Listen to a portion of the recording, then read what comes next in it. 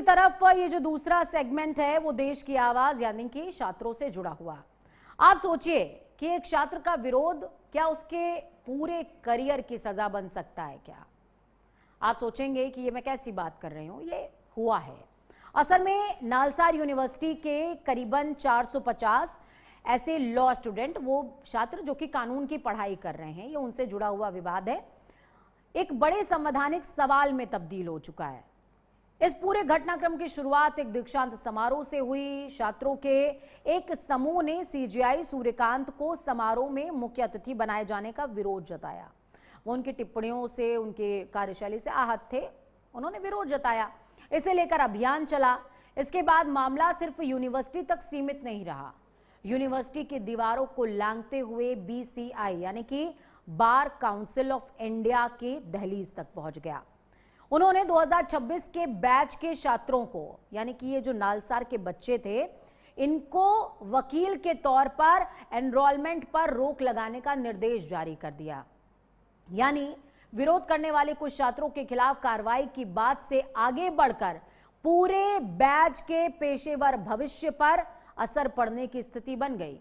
लेकिन कहानी ने यहीं से पलटी खाई। बीसीआई को अपना आदेश वापस लेना पड़ा। इसके बाद मामला सुप्रीम कोर्ट पहुंचा। कोर्ट ने सवाल उठाया कि अगर छात्र शांतिपूर्ण तरीके से अपनी असहमति जाहिर कर रहे थे तो उनके खिलाफ इतनी बड़ी कार्रवाई क्यों हो रही है। सुप्रीम कोर्ट ने बीसीआई से जवाब मांगा है और नालसार के छात्रों, साथ ही प्रोफेसर्स के खिलाफ दंडात्मक कार्रवाई पर रोक लगा दी है। अब इस पूरे विवाद का सबसे बड़ा सवाल क्या होना चाहिए? सवाल यह है कि क्या किसी संवैधानिक पद पर बैठे व्यक्ति से असहमति जताना अनुशासनहीनता है, या उससे भी बड़ा सवाल, क्या विरोध की सजा किसी छात्र के करियर पर लगाई जा सकती है रोक?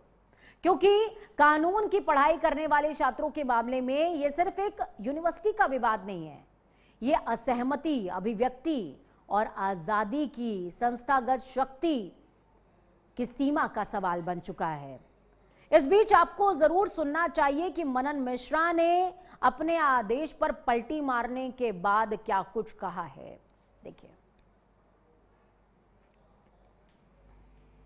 ऐसी स्थिति में कल एक आदेश जारी हो गया, लेकिन तुरंत काउंसिल की मीटिंग हुई। काउंसिल ने उस पर कहा कि नहीं, इसकी जरूरत नहीं है। असल में मनसा ये है कि किसी स्टूडेंट को इंटर्नशिप जुडिशरी में मिलने में कोई नुकसान ना हो।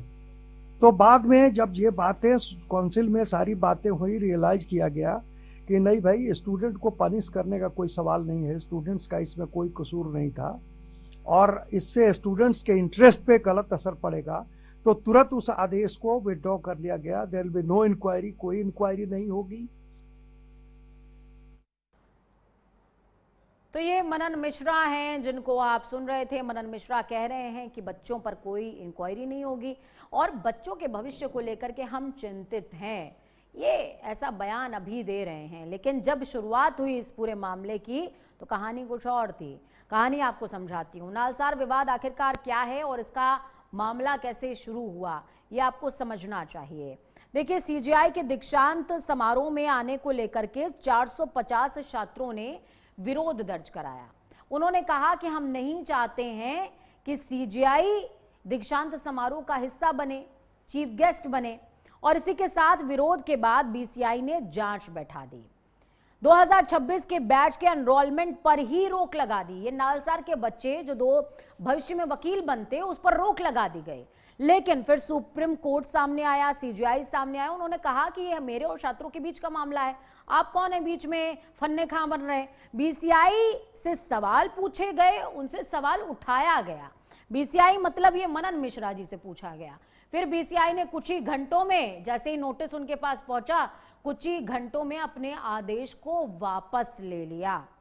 सबसे बड़ी बात यह है कि आदेश वापस हुआ है और इस सख्ती के बाद क्या क्या तस्वीरें रही ये समझिए। सीजीआई ने कहा, यह मेरे और छात्रों के बीच का मामला है, यह हम दोनों के बीच का मामला है। आप कौन हैं जो बीच में बोल रहे हैं, या आप कौन हैं जो मेरे और छात्रों के बीच में आ रहे हैं।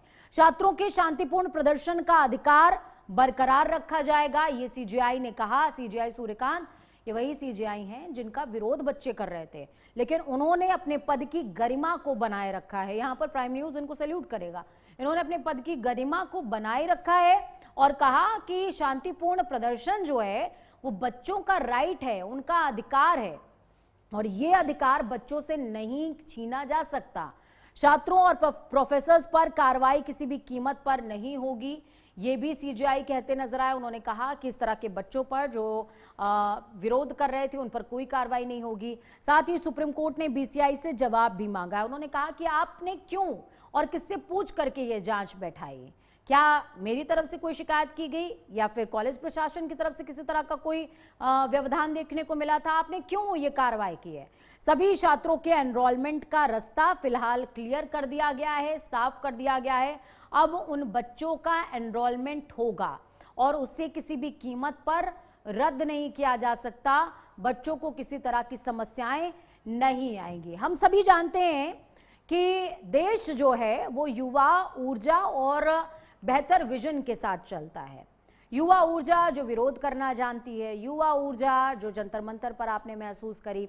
लेकिन इस बीच एक और चीज मेंशन करना बहुत जरूरी है। सीजेआई सूर्यकांत जिन्होंने जंतर मंतर के प्रोटेस्ट और इस पूरे घटनाक्रम को देखने के बाद एक लाइन कोड करी है, वो आपके जहन में होनी चाहिए और मौजूदा सरकारों के जहन में भी होनी चाहिए। सरकारों इसलिए बोल रही हूं, केंद्र सरकार प्लस राज्यों की सरकार है। सीजेआई ने कहा कि ये जो जेनजीज हैं, जो बच्चे हैं, इनका गुस्सा किसी भी तरीके से हिंसात्मक ना हो, ये डाइवर्ट ना हो। इसलिए बहुत जरूरी है कि जनता ये महसूस करे कि उसकी सरकार उसके लिए अकाउंटेबल है, उसके लिए जिम्मेदार है, जवाबदार है और उसे ये महसूस हो कि हमारी सरकार हमारे लिए काम कर रही है, हमारे साथ संवाद कर रही है। ये बात बहुत ज्यादा गौर करने वाली है, सरकारों के लिए भी, तमाम प्रतिष्ठानों के लिए भी और मनन मिश्रा जैसे उन तमाम कुर्सी पर बैठे हुए लोगों के लिए भी जो कुर्सी पर बैठने के बाद अपनी शक्ति के दंभ में भूल जाते हैं कि वो एक जिम्मेदारी के पद पर बैठे हुए हैं, वो ईश्वर कतई नहीं।